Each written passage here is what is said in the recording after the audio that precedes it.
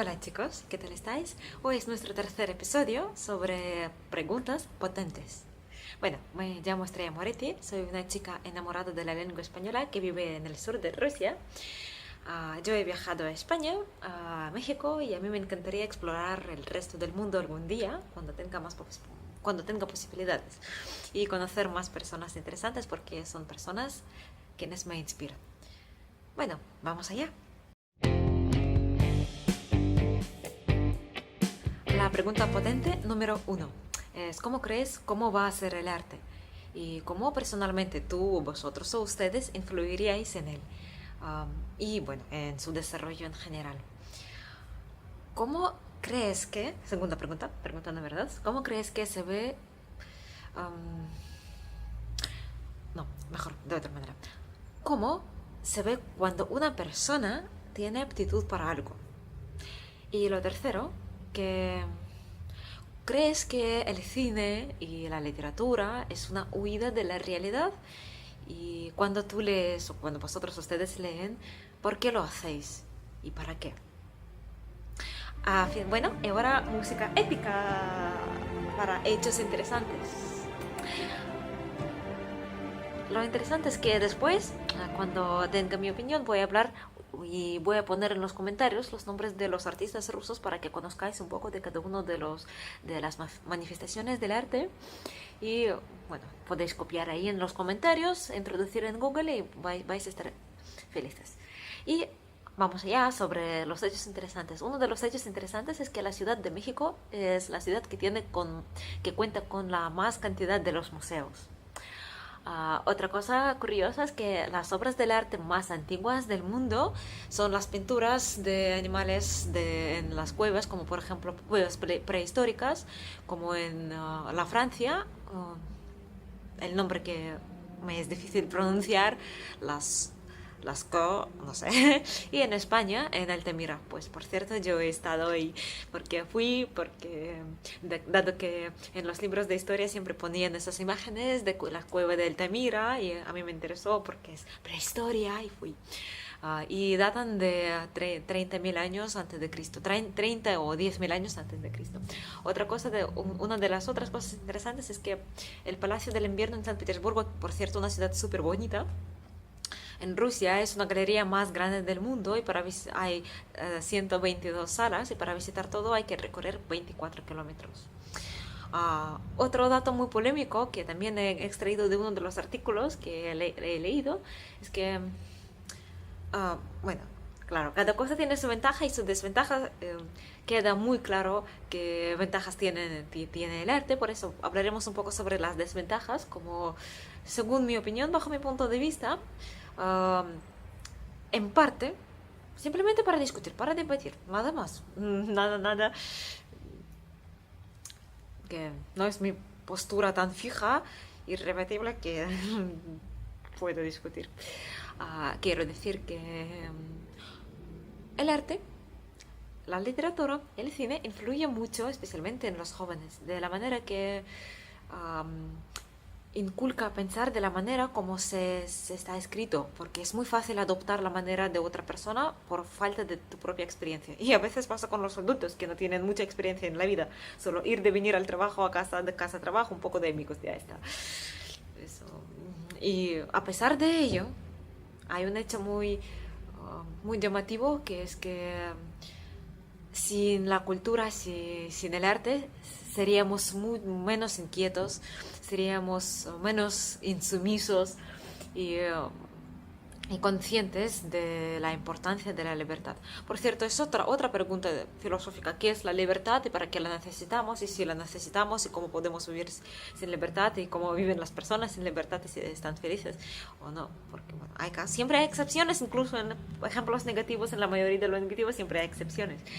Y entonces el arte es un aspecto que tiende puentes entre gentes distintas. Ahí vamos.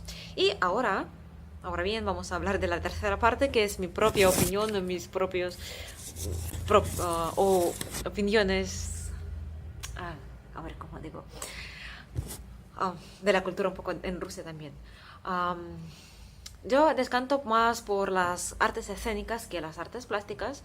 No voy a ninguna pinacoteca y no veo las obras cumbres de artistas afamados y consumados. Lo único que puedo decir que mi abuelo era a ver, bueno, esa persona que hacía las mesas, por ejemplo, los marcos para las fotos, ebenisto, ¿no? O sea, practicaba ebanistería y solo eso. Y yo creo que las artes sirven para dar un ejemplo de cómo puede ser posible, cómo puede desarrollarse otra realidad. Y yo opto por la inspiración, por las obras que inspiran y no por las obras que muestran tragedia, porque tragedia siempre se puede ver alrededor de nosotros, que no es necesario volver a adentrarnos en otra obra para otra vez sentirnos minuciosos, poco importantes o que hay circunstancias que nos doblegan en vez de inspirar. O ¿cómo? Bueno, esa pregunta voy a dejar para después. En cuanto a la música, yo personalmente ensalzaría a Natalia Oreiro, claro, como siempre, por la sonoridad de sus canciones, y pondría esas canciones a toda pastilla, que a mí me encantan. Yo llevo muy mal el ritmo de la música, mi voz no es poco potente, todo el tiempo me salen los gallos. No he participado en ninguna tuna, aunque a veces en nuestras universidades es muy normal tenerlos. A mí me encanta tararear las canciones. No soy entendida porque soy una persona muy enfrascada en mi mundo, voy a la mía y las canciones que conozco. En cuanto bueno, y los artistas de música aquí de Rusia, voy a poner en los comentarios, no olvidéis de consultarlos para saber un poco más. Sobre la arquitectura y la pintura, aquí en Rusia hay muchas esculturas ecuestres y bueno, de otro tipo, generalmente son reyes, son poetas como Pushkin, que cada ciudad tiene su escultura, tiene su monumento. Aquí es muy caro si quieres cincelar algo. A mí me gusta pintar, aunque no sé pintar, y cuando era pequeña pintaba las marinas, las naturalezas muertas y un poco de personas, aunque esas no me salían bien. Sobre la literatura, mi libro de cabecera es un libro esotérico, no, algún día hablaré de él. Aquí en Rusia son muy populares novelas costumbristas. No hay tanto como en España, por ejemplo, novelas picarescas ni de caballerías, porque obvio, tuvimos otra cultura. Y yo creo que muchas de las obras clásicas de Rusia no son tan buenas, bueno, son buenas, quiero decir, no son buenas para enseñarlos, para mostrárselos a los niños o a pequeños o bueno, un poco adolescentes, porque todavía no tienen su personalidad y son textos farragosos, a veces enveresados y es difícil para que comprendan y para que no se confundan de la manera para que no sientan repugnancia o para que no se sumerjan al mundo de la tragedia. Porque vivir de la tragedia es ser un ruso normal. Es todo el tiempo quejarse de algo. Perdón. Ay, mi cámara. Sí. Otra sobre las fotos. Yo he tenido cámara porque mi papá hacía fotos, era un fotógrafo también, entre otras cosas, y me regaló una cámara que tenía carretes y desde ahí yo practiqué un poco, pero soy una persona mediocre en este sentido. El cine me encanta, no he ido mucho al teatro, no puedo decir nada, pero en plan que a mí me encanta cuando hay muy buen planteamiento, nudo y desenlace, de la manera que no sepas el final, para que el final sea inesperado, y entonces sí, para mí es un peliculón. Bueno, No me gustan los dibujos animados, yo prefiero las películas con los actores, aunque sean pésimos o ya sean magistrales, estelares, porque a mí me encanta cómo actúan y si son pésimos, porque cómo se ve de ver esa diferencia entre un, un, un actor poco talentoso y no tanto. Yo tengo mi claqueta porque a mí me encanta estar entre bastidores, ver cómo, bueno, no estuve, pero a mí me encantaría estar entre bastidores, cómo se hace una película y tal vez grabar una como directora, como actriz y como escenarista, guionista. De danza, a mí me encanta la danza. Muchas personas dicen que tengo aptitud para ello, pero en realidad, que tengo tablas, pero en realidad para aprender tuve que sudar tinta.